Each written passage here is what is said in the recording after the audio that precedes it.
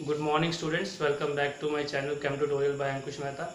आज हम लोग सॉलिड स्टेट के एक बहुत इंपॉर्टेंट टॉपिक को करने वाले हैं जिसका नाम क्या है, space, lattice and unit cell. आप सबको पता होगा कि जो हमारे सॉलिड्स होते हैं वो मेनली दो तरह के होते हैं, एक क्रिस्टलाइन सॉलिड्स और दूसरे एमॉर्फस सॉलिड्स। वहीं जो क्रिस्टलाइन सॉलिड्स हैं वो क्या होते हैं, बेसिकली क्रिस्टलाइन सॉलिड्स हम उनको बोलते हैं जहाँ पे कंस्टिट्यूएंट पार्टिकल्स का जो अरेंजमेंट होता है वो रेगुलर होता है। क्लियर। तो स्पेस लैटिस क्या हुआ, फिर इन्हीं कंस्टिट्यूएंट पार्टिकल्स का regular arrangement three dimensional space में हम क्या बोलते हैं, स्पेस लैटिस। क्लियर। इन्हीं कंस्टिट्यूएंट पार्टिकल्स का regular arrangement three dimensional space में स्पेस लैटिस कहलाता है। क्लियर। तो चलिए इसकी डेफिनेशन देखते हैं। Irregular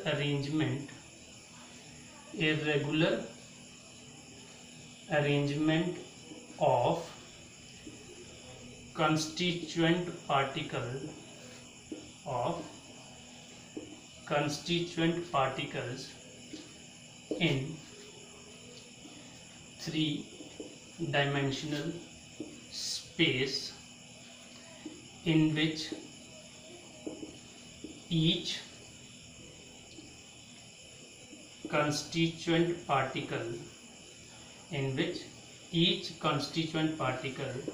is represented by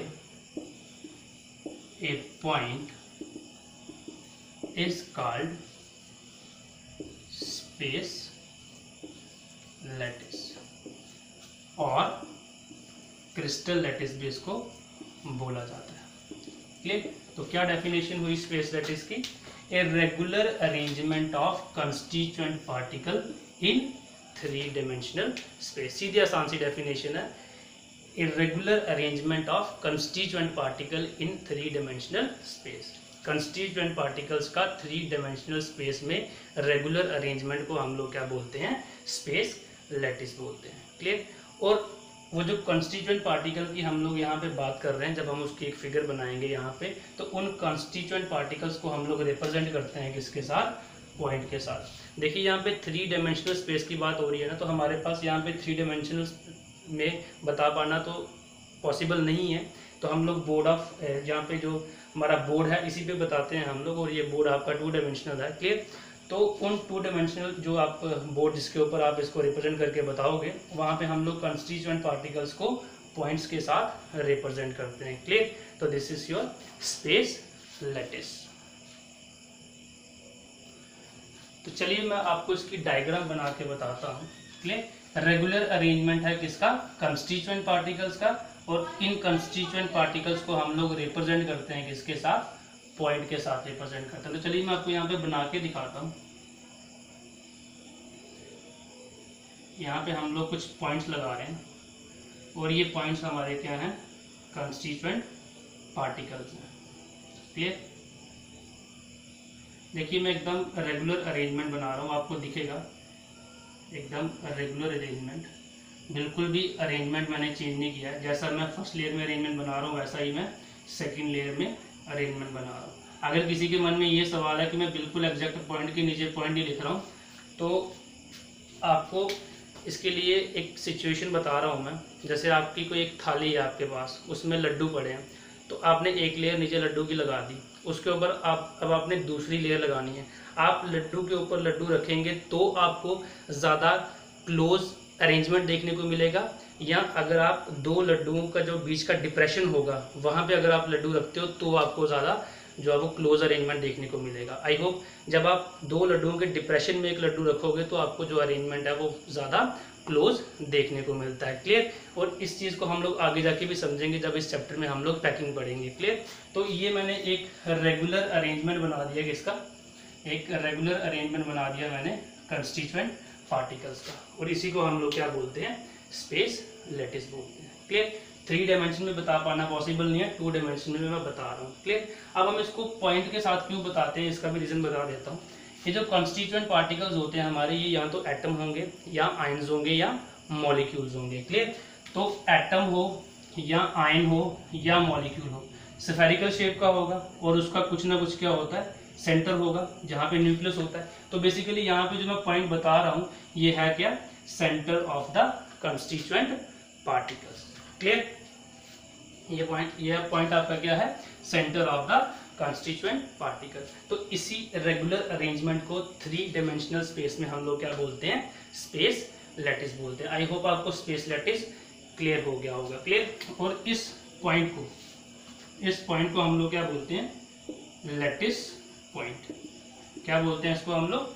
lattice point और लैटिस साइट भी बोलते हैं इसको। क्लियर? लैटिस पॉइंट या लैटिस साइट। और ये क्या रिप्रेजेंट करता है? लैटिस पॉइंट या लैटिस साइट क्या रिप्रेजेंट करता है? Represent constituent particles. क्या रिप्रेजेंट करता है? ये रिप्रेजेंट कंस्टिट्यूएंट पार्टिकल।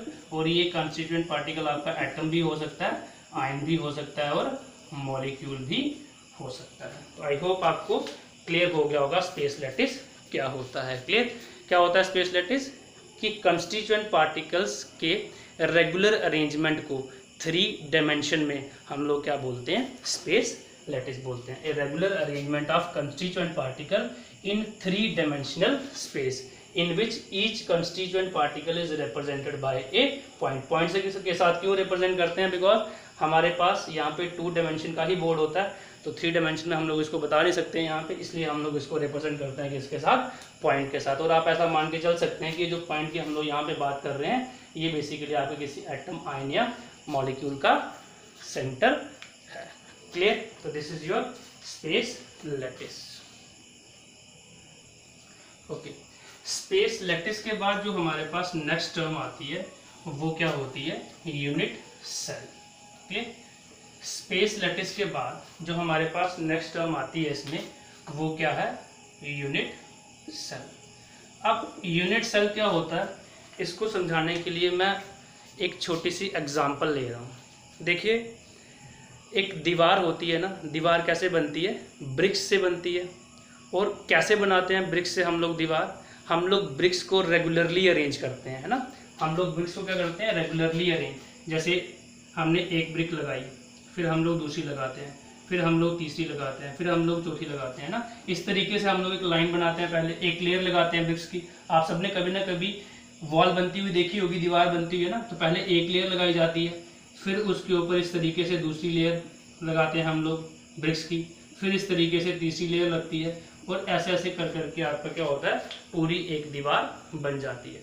अब जो दीवार बन के तैयार होती है उसकी कुछ ना कुछ लेंथ भी होती है, कुछ ना कुछ हाइट भी होती है, और कुछ ना कुछ ब्रेड्थ भी होती है। क्लियर? तो मतलब कि हम लोग जब ब्रिक्स को बार बार रिपीट कर रहे हैं रेगुलरली इन 3 डायमेंशन, देखिए जब आप ब्रिक को रिपीट करते हो तो लेंथ भी बनती है दीवार की, ब्रेड्थ भी बनती है और हाइट भी बनती है। मतलब तीनों डायमेंशन में हम लोग क्या करते हैं? जो आपकी ब्रिक होती है उसको रिपीट करते हैं और वो पूरी दीवार बना देती है।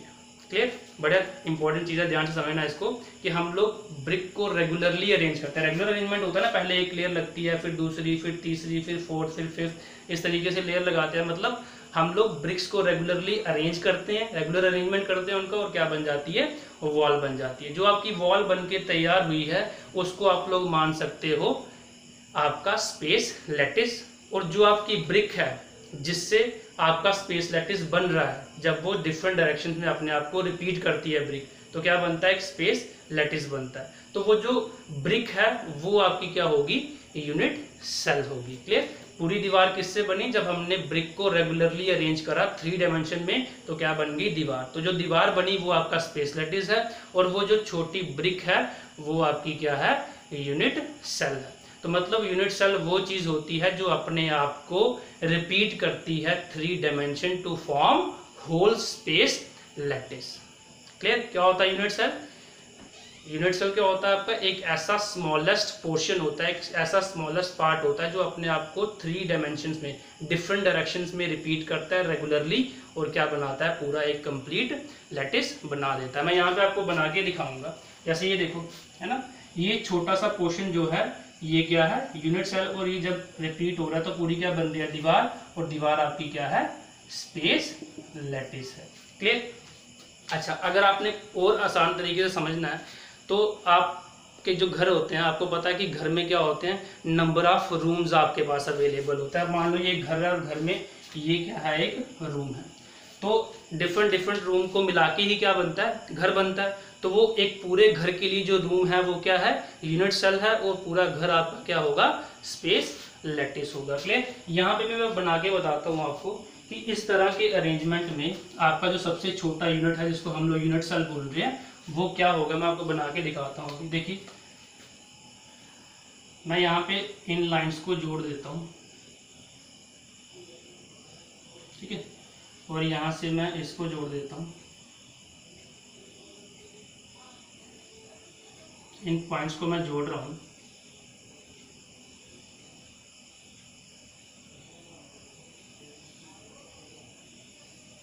देखिए जब मैंने इन पॉइंट्स को जोड़ा तो क्या बन गया है, ज्योमेट्रिकल शेप बन गई। इसको मैं फर्दर आगे एक्सटेंड करता हूँ, थोड़ा सा देखना, इसको फर्दर आगे एक्सटेंड करते हैं।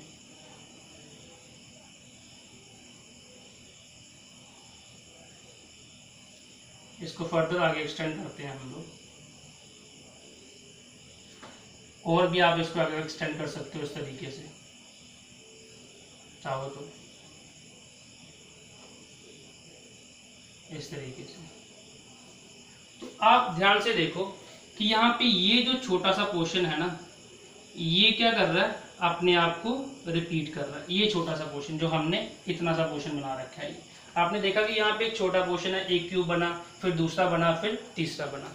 ये जो छोटा क्यूब है ये आपका क्या है, ये यूनिट सेल है, इस तरह के क्रिस्टल लैटिस के लिए।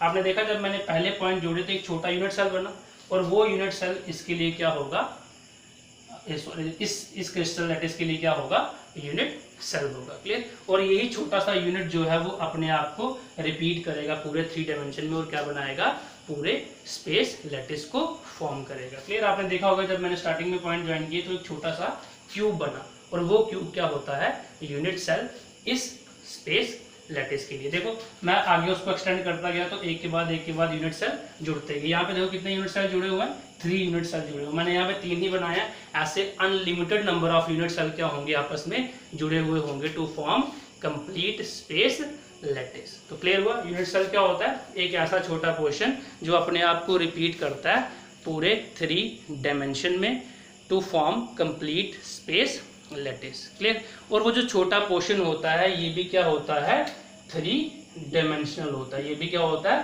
3 डायमेंशनल होता है। 3 डायमेंशनल क्या होता है कि जिसकी जो डायमेंशंस हैं वो तीनों डायरेक्शन में हो, एक्स में भी हो, वाई में भी हो और जेड में भी हो। या आप ऐसे कह सकते हैं क्यूब के केस में जिसकी लेंथ भी हो, ब्रेड्थ भी हो और हाइट भी हो। क्लियर। अब आप वॉल की सिचुएशन के साथ इसको कंपेयर करो। वॉल की जो ब्रिक होती है आपको पता है उसकी लेंथ भी होती है, ब्रेड्थ भी होती है और हाइट भी होती है।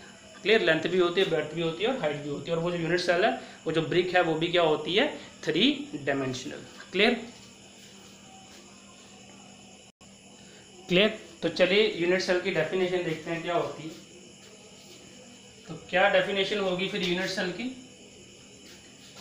कि the smallest 3 dimensional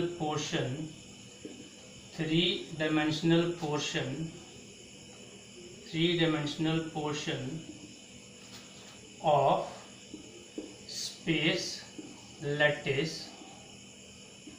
which when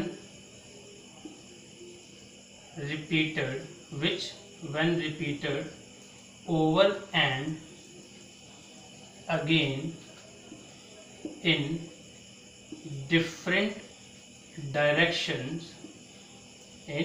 different directions produces a complete space lattice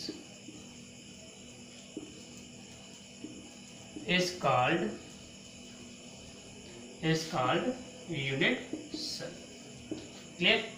तो क्या होता है यूनिट सेल, एक स्मॉलेस्ट 3 डायमेंशनल पोर्शन या smallest 3 dimensional unit of space lattice which when repeated over and again in different directions to produce a complete lattice is called unit cell। ऐसा छोटा portion जो अपने आप को बार बार रिपीट करता है in different direction to form a complete lattice is called unit cell। तो this is your unit cell। Clear. तो चलिए अब यूनिट सेल के बाद हमारा जो नेक्स्ट इसमें आएगा वो है parameter of unit cell. Clear. Next हमारे पास क्या है, parameter of unit cell. Parameters of unit cell, इसको हम लोग सेल पैरामीटर भी कहते हैं, सेल पैरामीटर्स भी कहते हैं। जो हमने क्रिस्टल लैटिस अभी बनाया था, अगर उसके मैं यूनिट सेल की बात करूं तो उसका यूनिट सेल क्या होगा, यही होगा उसका यूनिट सेल।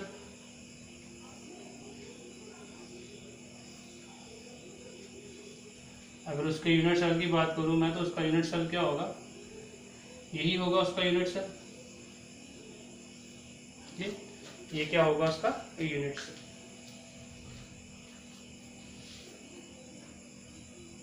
क्लियर। ये होगा आपका क्या, यूनिट सेल।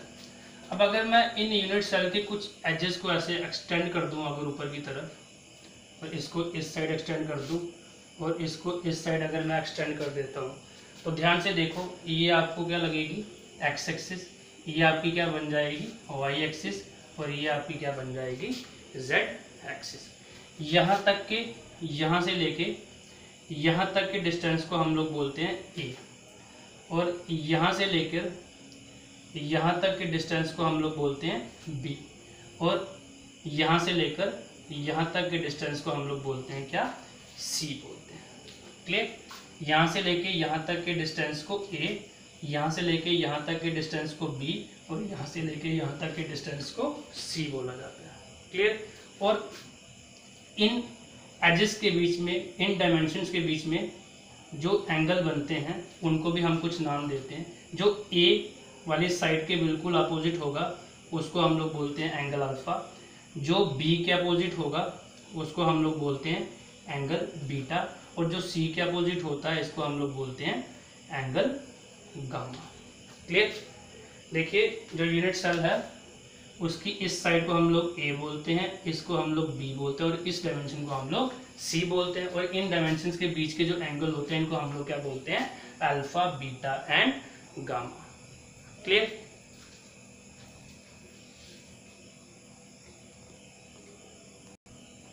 क्लियर। तो जो यूनिट सेल हैं उनकी इन तीन डायमेंशन को ए, बी एंड सी बोला जाता है, और उनके बीच के एंगल को बोलते हैं अल्फा, बीटा एंड गामा। इस सिचुएशन को आप कंपेयर कर सकते हो, जैसे आपके पास क्यूब होता था तो छोटी क्लास में जब हम उसके क्यूब के क्वेश्चन सॉल्व करते थे तो उसकी डायमेंशन हम लोग कैसे बताते थे, लेंथ, ब्रेड्थ एंड हाइट, और ये वही लेंथ, ब्रेड्थ एंड हाइट है। कुछ भी कैलकुलेशन अगर हमने क्यूब के बारे में करनी होती थी तो हम लोग क्या करते थे, उसकी लेंथ, ब्रेड्थ और हाइट से ही सारी क्या होती थी, कैलकुलेशन होती थी। जैसे कि volume of cube, length into breadth into height हम करके वैसे निकालते थे। तो ये वही लेंथ, ब्रेड्थ एंड हाइट है जिससे इस यूनिट सेल की पूरी, इस क्यूब की पूरी हमें क्या मिल जाएगी, डायमेंशन पता चल जाती है। और ये इनके बीच में बनने वाले क्या हैं, एंगल्स हैं। इन्हीं ए, बी, सी जो डायमेंशंस हैं और ये जो एंगल्स हैं अल्फा, बीटा और गामा, इन्हीं को हम लोग क्या बोलते हैं, सेल पैरामीटर्स बोलते हैं। क्या बोलते हैं इन्हीं को हम लोग, सेल पैरामीटर बोलते हैं। Clear. A, B, C and angle alpha, beta and gamma, इन्हीं को हम लोग क्या बोलते हैं, सेल पैरामीटर्स बोलते हैं। क्लियर।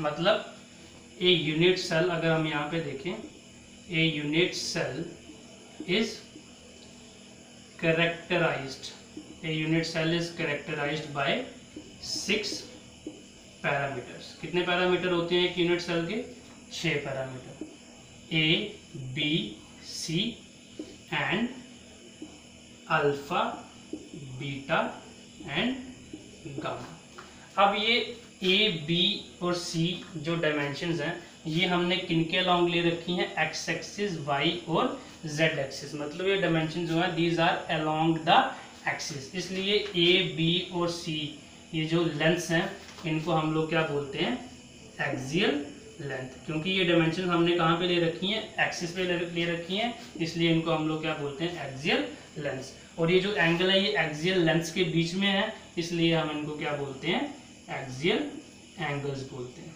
क्लियर। क्या बोला जाता है इनको, एक्सियल एंगल्स बोला जाता है। क्लियर।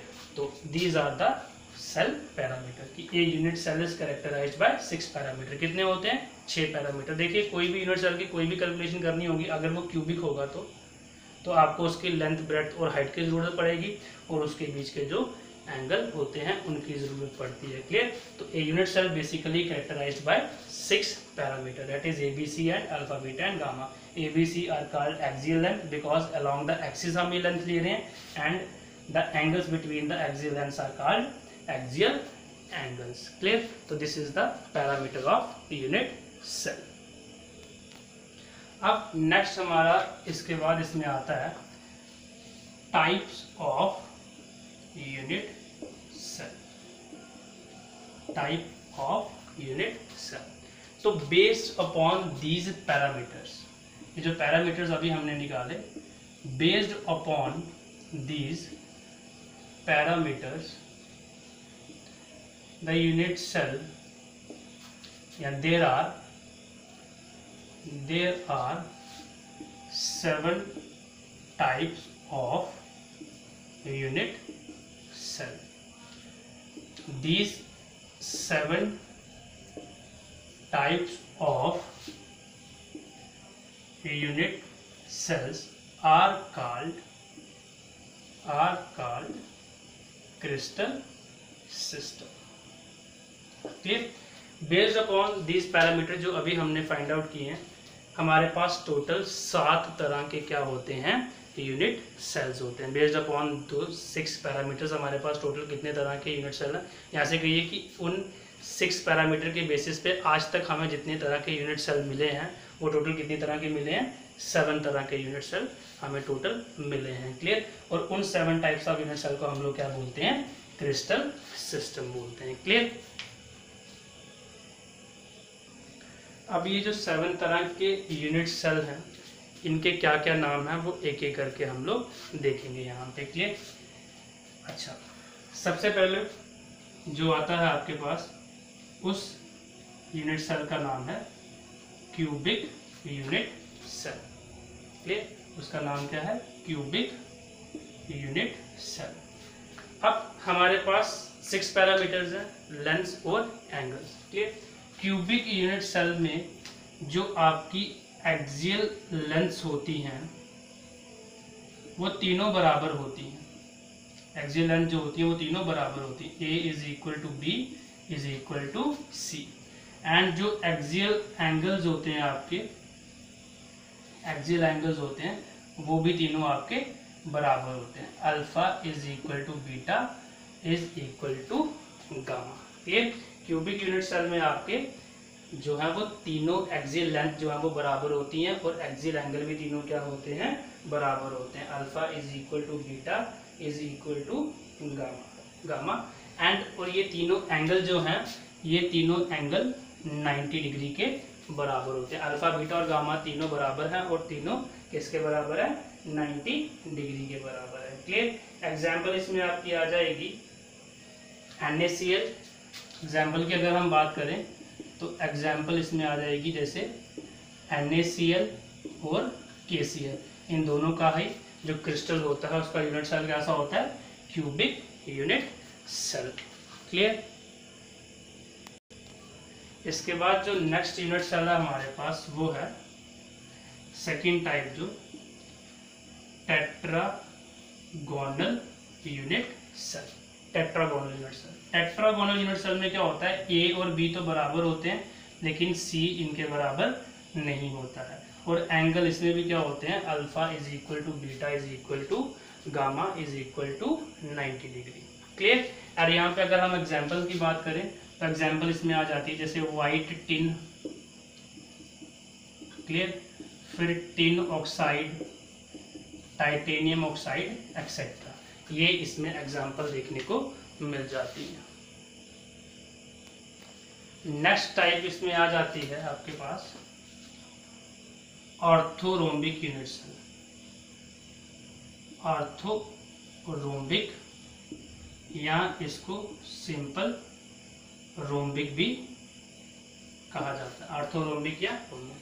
अब यहाँ की कंडीशन क्या है कि तीनों ही जो एक्सियल लेंथ है वो एक दूसरे के बराबर नहीं होती हैं, लेकिन एंगल्स की कंडीशन यहाँ भी क्या है, सेम है, alpha is equal to beta is equal to gamma. Clear. Example की बात करें तो यहाँ पे एग्जाम्पल्स हमारे पास आ जाएंगी BaSO4, PbCO3, CaCO3 etcetera.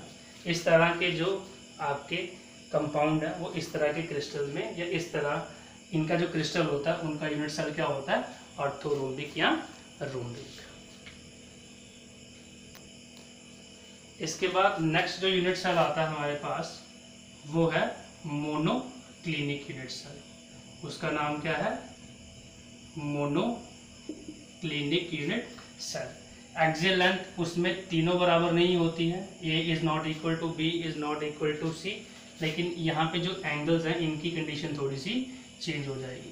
Alpha और गामा आपका जो है वो 90 डिग्री के बराबर होता है, अल्फा और गामा जो है वो 90 डिग्री के बराबर होता है, और बीटा आपका जो है वो 90 डिग्री के बराबर नहीं होता है। ठीक है।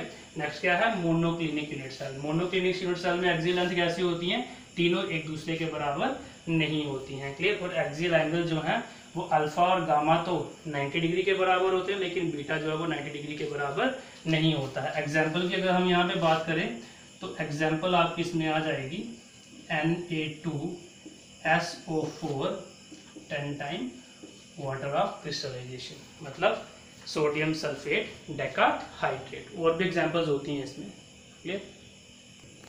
अब मोनोक्लिनिक यूनिट सेल के बाद नेक्स्ट जो टाइप है हमारी फिफ्थ टाइप, वो होती है ट्राइक्लिनिक यूनिट सेल। अब ट्राइक्लिनिक यूनिट सेल में भी जो आपकी एक्सियल लेंथ है वो यही सेम रहती है, ना A और B C तीनों आपस में क्या बराबर नहीं होती हैं, लेकिन यहाँ पे थोड़ी सी एंगल्स की कंडीशन चेंज हो जाती है। Alpha is not equal to beta is not equal to gamma and not equal to 90, मतलब अल्फा बीटा और गामा तीनों ही एक दूसरे के बराबर नहीं होते हैं, और ना ही वो किसके बराबर होते हैं, 90 डिग्री के बराबर होता है। एग्जाम्पल की बात करें अगर यहाँ पे तो कॉपर सल्फेट पेंटाहाइड्रेट की यहाँ पे आपको एग्जाम्पल देखने को मिल जाएगी। नेक्स्ट अब इसके बाद हमारे पास आ जाता है जो नेक्स्ट टाइप है, that is rhombohedral. Rhombohedral unit cell. Rhombohedral unit cell में क्या होता है, तीनों जो आपकी एक्सियल लेंथ हैं वो बराबर होती हैं, A is equal to B is equal to C, और जो एंगल की कंडीशंस हैं वो अल्फा बीटा और गामा तीनों एक दूसरे के बराबर होते हैं, alpha is equal to beta is equal to gamma, लेकिन ये 90 के बराबर नहीं होते हैं। क्या कंडीशन है, एक्सियल लेंथ तीनों सेम होंगी, एंगल तीनों एक जैसे होंगे, लेकिन 90 के बराबर नहीं होंगे। क्लियर। एग्जाम्पल अगर इसमें बात करें हम लोग, तो एग्जाम्पल आ जाएंगे इसमें आर्सेनिक, एंटीमनी, बिस्मथ एक्सेट्रा। ये एग्जाम्पल आपको इसमें देखने को मिल जाएंगे।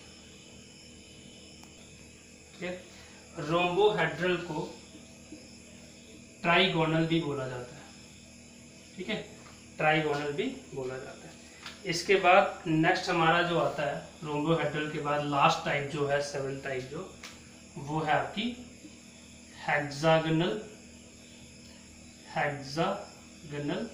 Unit cell. Hexagonal unit cell में A और B तो बराबर होते हैं, लेकिन C इनके बराबर नहीं होता है। और वही अगर एंगल की बात करें, अल्फा बीटा किसके बराबर होता है, 90 डिग्री के बराबर। क्लियर। एंड जो गामा है वो किसके बराबर होता है, 120 डिग्री के बराबर होता है। एग्जाम्पल की बात करें अगर हम यहाँ पे, तो यहाँ पे एग्जाम्पल आ जाएगी आपकी ग्रेफाइट, मैग्नीशियम, जिंक एक्सेट्रा। ये एग्जाम्पल देखने को मिल जाएंगे। तो हेक्सागोनल यूनिट सेल में क्या होता है, एक्सियल लेंथ हमारी A और B तो बराबर होती है, लेकिन वो C के बराबर नहीं होती है, और अल्फा और बीटा हमारा 90 डिग्री के बराबर होता है, गामा जो है वो 120 डिग्री के बराबर होता है। एग्जाम्पल इसमें आपकी आ जाएगी magnesium, zinc, graphite etcetera. Clear. तो ये है आपके टोटल 7 तरह के unit cell based upon the cell parameter, जिनको हम लोग क्या बोलते हैं, क्रिस्टल सिस्टम। मैं फिर से एक बार रिपीट करता हूँ कौन कौन से वो 7 तरह के यूनिट सेल हैं। सबसे पहले था आपका क्यूबिक यूनिट सेल, देन था आपका टेट्रागोनल यूनिट सेल, देन आपका था ऑर्थोरोम्बिक या जिसको हम लोग रोम्बिक बोलते हैं यूनिट सेल, देन उसके बाद मोनोक्लिनिक यूनिट सेल, देन उसके बाद ट्राइक्लिनिक यूनिट सेल, देन उसके बाद रोम्बोहेड्रल या trigonal unit cell, and then last में हेक्सागोनल यूनिट सेल। क्लियर? तो ये 7 तरह के यूनिट सेल हैं जिनको हम लोग क्या बोलते हैं, क्रिस्टल सिस्टम बोलते हैं। क्लियर? क्या बोलते हैं इनको हम लोग, क्रिस्टल सिस्टम बोलते हैं। क्लियर? क्रिस्टल सिस्टम भी बोलते हैं और एक वर्ड इसके लिए और भी होता है, क्रिस्टल हैबिट्स। क्लियर? और इनकी लेंस की और एंगल्स की क्या वेरिएशन है वो भी मैंने आपको बता दी। आई होप आपको क्लियर हो गया होगा। देखिए, अभी हमने 7 टाइप्स पढ़ी यूनिट सेल की, लेकिन ये जो टाइप्स ऑफ यूनिट सेल थी ये किसके बेसिस पे थी, based upon the parameter of the unit cell.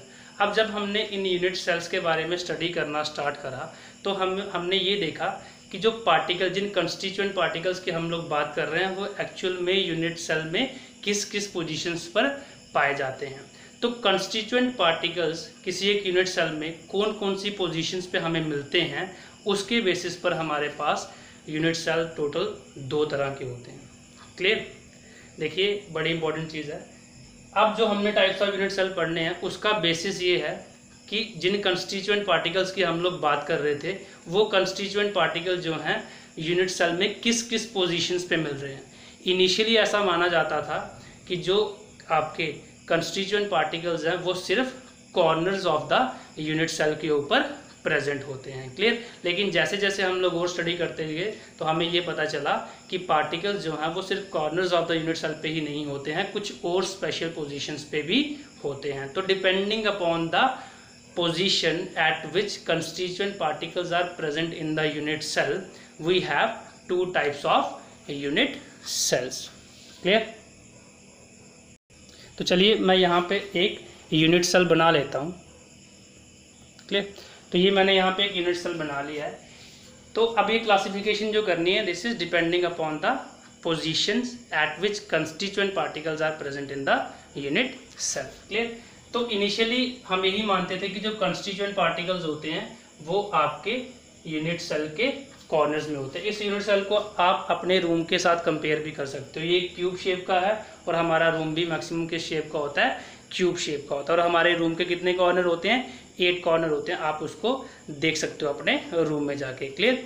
तो इनिशियली ऐसा माना जाता था कि जो पार्टिकल्स हैं कंस्टिट्यूएंट वो सिर्फ कहाँ पे हैं, कॉर्नर्स पे ही प्रेजेंट है। लेकिन जैसे हमने और स्टडी करा तो हमें ये पता चला कि जो कंस्टिट्यूएंट पार्टिकल्स होते हैं वो कुछ और स्पेशल पोजीशंस पे भी प्रेजेंट होते हैं। क्लियर? तो depending upon the position of constituent particle in the unit cell we have 2 types of unit cell.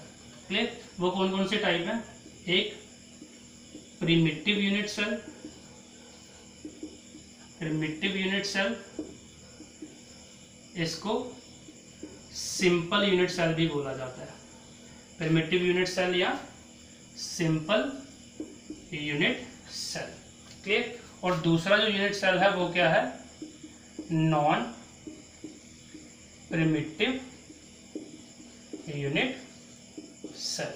Primitive unit cell है, non primitive unit cell. Non primitive unit cell को centred unit cell भी बोला जाता है, centred unit cell.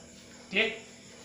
Primitive unit cell हम कब बोलते हैं किसी यूनिट सेल को, जब जो कंस्टिट्यूएंट पार्टिकल है वो सिर्फ corners of the unit cell पे ही प्रेजेंट होते हैं।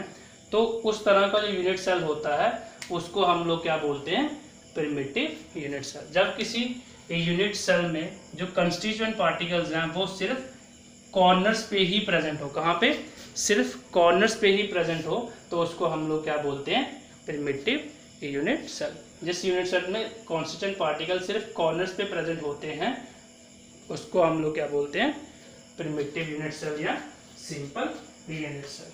क्लियर? तो क्या डेफिनेशन होगी इसकी, the unit cell in which constituent particle, मैं सीपी से लिख रहा हूं इसको, in which constituent particles are present only at the corner is called simple और primitive unit cell, primitive unit cell. ये उसकी डायग्राम आ गई, क्लियर। ये डॉट्स के साथ मैंने वो कंस्टिट्यूएंट पार्टिकल्स को रिप्रेजेंट किया, clear. This is your primitive unit cell. अब नॉन प्रिमिटिव यूनिट सेल क्या होता है? नॉन प्रिमिटिव यूनिट सेल हम तब बोलते हैं जब कॉर्नर के साथ साथ, कॉर्नर्स पे तो होंगे ही, when in addition to the corner the constituent particles are also present at some other positions, the unit cell is called non primitive unit cell और सेंटर्ड यूनिट सेल। क्या कि in addition to the corners, if particles are present also at some other positions, in addition to the corner, when particles are also present at some other position, the unit cell is called non-primitive unit cell or centered unit cell, clear। तो अब non primitive unit cell की definition देख लेते हैं। तो क्या होता है नॉन प्रिमिटिव यूनिट सेल? कि in addition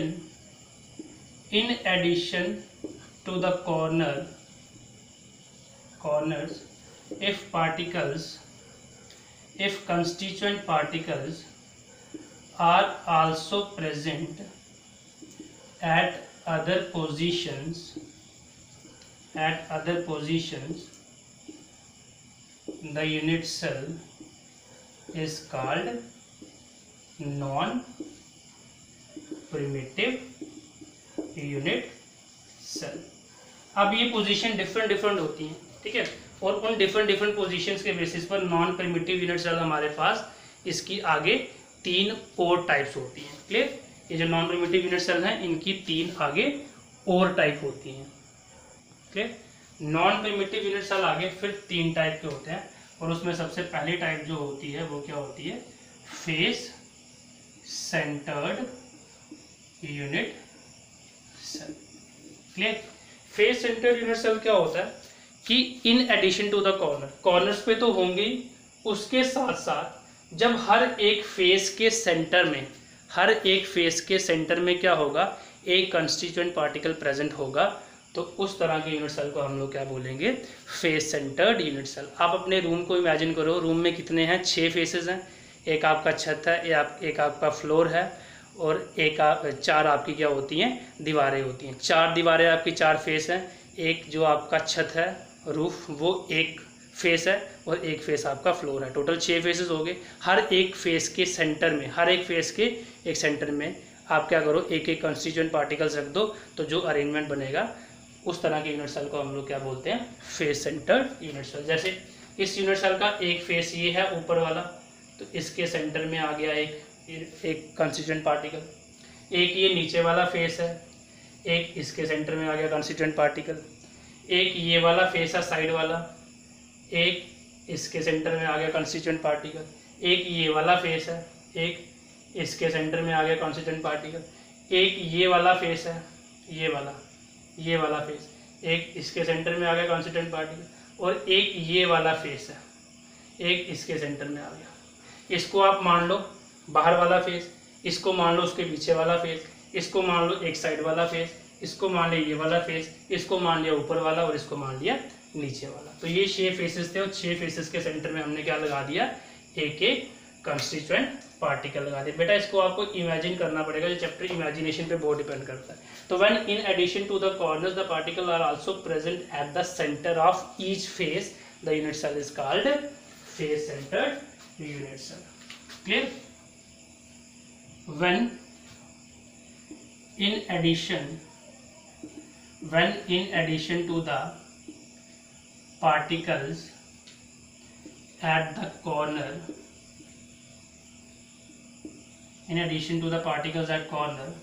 the particles are also present at the center of each face of the unit cell. It is called face centered unit cell. Clear? This is called face centered unit cell. I hope आपको clear हो गया होगा. ठीक है. अब face centred unit cell के बाद next हमारे पास आता है body centred unit cell. Next हमारे पास आता है बॉडी सेंटर्ड यूनिट सेल. अब बॉडी सेंटर्ड यूनिट सेल क्या है कि in addition to the particles at the corners, corners पे तो होने ही है पार्टिकल, कॉर्नर्स के साथ साथ अगर एक पार्टिकल आपका बिल्कुल बॉडी के सेंटर में, यूनिट सेल के सेंटर में है, तो उस तरह के यूनिट सेल को आप बोलते हो बॉडी सेंटर्ड यूनिट सेल. आप अपने रूम को कंपेयर कर लो, रूम के कॉर्नर्स पे पार्टिकल पड़े हैं और अपने रूम का सेंटर पॉइंट निकाल दो जो कि ऐसे सेंटर में होगा बिल्कुल बीच के, थोड़ा सा फ्लोर से ऊपर, थोड़ा सा छत के नीचे, थोड़ा सा डिस्टेंस इस दीवार के साथ भी होगा, थोड़ा सा इस दीवार के साथ भी होगा. मतलब इट लुक्स लाइक कि वो सस्पेंड किया गया है, that particle is suspended eight the centre of the body. Body के बिल्कुल, रूम के बिल्कुल सेंटर निकालना है आपने और उस रूम के सेंटर में क्या पड़ा हुआ है, एक पार्टिकल पड़ा हुआ है. इस तरीके से इस बॉडी का सेंटर निकालूं तो this is the centre of the body. तो when in addition to the particles at the corner, the particles are also present at the centre of, at the centre of body, center of body of the unit cell. It is called body centered unit cell. क्या बोलेंगे उसको?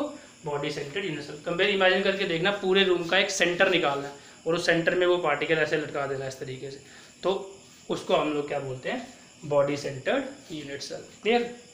Body centred unit cell के बाद next जो आपके पास आता है that is end centred unit cell. क्या आता है? End centred unit cell. Clear? Next आता है हमारे पास एंड सेंटर्ड यूनिट. क्लियर? अब एंड सेंटर्ड क्या है कि when in addition to the particles at the corner there are particles present at the centre of two opposite faces. कोई भी दो अपोजिट फेसेस लेने, ये वाले ले लो, ये वाले ले लो, या ये वाले.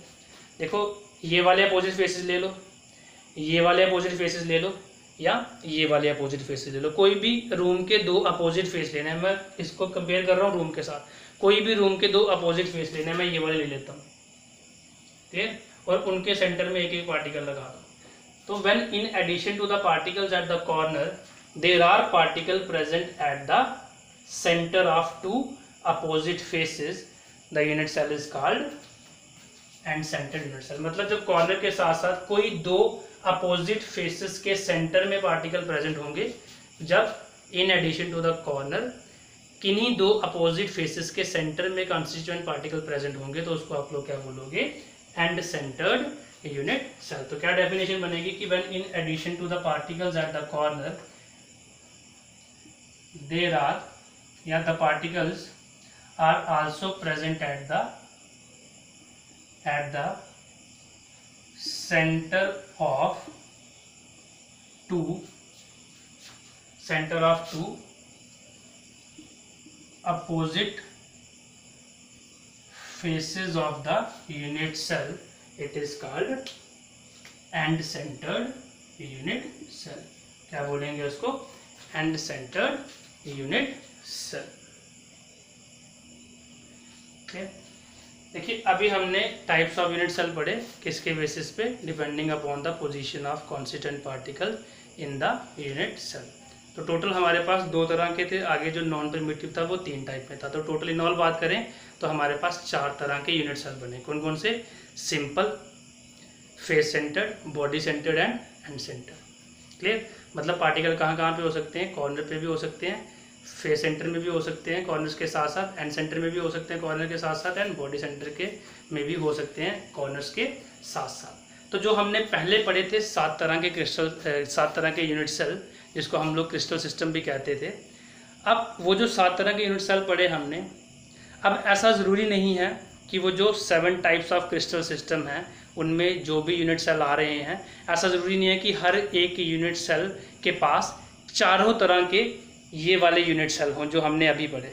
बड़ी इंपॉर्टेंट बात ध्यान से समझना, ऐसा ज़रूरी नहीं है कि जो हमने वो 7 क्रिस्टल सिस्टम पढ़े, वो हमने जो 7 तरह के यूनिट सेल पढ़े जिनमें cubic, tetragonal, orthorhombic, monoclinic, triclinic, trigonal और हेक्सागोनल, ये जो 7 तरह के हमने यूनिट सेल पढ़े, ऐसा ज़रूरी नहीं है कि हर तरह के यूनिट सेल में आपको चारों तरह के दूसरे वाले यूनिट सेल मिले जो अभी हमने पढ़े, जिनमें पार्टिकल्स प्रेजेंट होते हैं डिफरेंट पोजीशंस में। ठीक है, तो ज़रूरी नहीं है कि ऐसे क्रिस्टल सिस्टम के पास सभी टाइप के यूनिट सेल हो जो आपने पढ़े, simple, body, face and centre. Clear. तो जो क्यूबिक यूनिट सेल होता है हमारे पास, इसके पास टोटल हमारे 3 तरह के यूनिट सेल होते हैं। देखो 2 types of unit cell compare कर रहा हूँ, एक on the basis of parameter और एक on the basis of particles. Clear.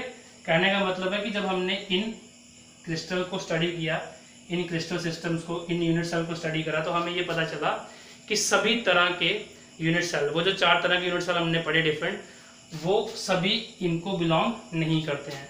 Clear. जैसे क्यूबिक अगर क्रिस्टल सिस्टम की बात करें तो क्यूबिक क्रिस्टल सिस्टम में हमें सिर्फ सिंपल, बॉडी और फेस सेंटर यूनिट सेल देखने को मिलते हैं। क्लियर। मतलब जितने भी क्यूबिक यूनिट सेल आज तक हमें मिले हैं, उन यूनिट सेल में कहाँ कहाँ पार्टिकल प्रेजेंट होते हैं, या तो कॉर्नर्स पे, या कॉर्नर्स के साथ बॉडी पे, और या कॉर्नर्स के साथ फेस पे। मतलब यही 3 तरह के यूनिट सेल होते हैं क्यूबिक क्रिस्टल सिस्टम के पास। वही अगर हम टेट्रागोनल की बात करें तो टेट्रागोनल में 2 ही तरह के यूनिट सेल मिले हैं, एक सिंपल और एक body centred unit cell. Clear. मतलब इसका जो क्रिस्टल सिस्टम है, इसका जो यूनिट सेल है, उनमें पार्टिकल सिर्फ कहाँ कहाँ मिले हैं आज तक हमें, या तो कॉर्नर्स पे या कॉर्नर्स के साथ बॉडी के सेंटर में। क्लियर। उसके बाद नेक्स्ट हमारे पास आता है ऑर्थोरोम्बिक। ऑर्थोरोम्बिक एक ऐसा अकेला क्रिस्टल सिस्टम है जिसमें चारों तरह के यूनिट सेल आपको देखने को मिले हैं, सिंपल भी, बॉडी सेंटर्ड भी, फेस सेंटर्ड भी एंड सेंटर्ड भी। क्लियर। वही मोनोक्लिनिक की अगर हम बात करें तो मोनोक्लिनिक में आपको सिंपल और body centred, simple and centred, 2 ही तरह के क्या मिलते हैं, यूनिट सेल देखने को मिलते हैं इसमें, मोनोक्लिनिक में। क्लियर। और मोनोक्लिनिक के बाद अगर हम ट्राइक्लिनिक की बात करें तो यहाँ पर सिर्फ आपको क्या देखने को मिलता है, सिंपल यूनिट सेल ही देखने को मिलता है। वही ट्राइगोनल में भी आज तक सिंपल ही मिला एंड हेक्सागोनल में भी आज तक हमें सिंपल यूनिट सेल ही देखने को मिला है। देखो 2 अलग तरह की टाइप्स का कंपैरिजन है। ये क्या था, on the basis of parameter, और ये वाली टाइप किसके बेसिस पे थी, on the basis of particle present at the different positions of the unit cell. तो जब हमने क्यूबिक देखा, क्यूबिक यूनिट सेल जब जितने भी हमें यहाँ पे स्टडी करने को मिले, उनमें हमने क्या देखा कि इन्हीं 3 तरह का अरेंजमेंट हो रहा था। पार्टिकल या तो कॉर्नर पे थे, या कॉर्नर्स के साथ बॉडी सेंटर्ड में, या फेस सेंटर्ड में। टेट्रागोनल में 2 ही तरह की टाइप मिली, ऑर्थोरोम्बिक में 4 तरह की, मोनोक्लिनिक में 2 तरह की, और ट्राइक्लिनिक, ट्राइगोनल, हेक्सागोनल में सिर्फ क्या क्या मिला, सिंपल यूनिट सेल ही हमें देखने को मिला। तो अगर आप यहाँ पे ध्यान से देखो तो देर आर 3 + 2 5, 4 9, 2 11 और 3 14, मतलब टोटल 40। अगर आप ध्यान से देखो तो there are only 14 types of lattices, है ना। There are only 14 types of lattices corresponding to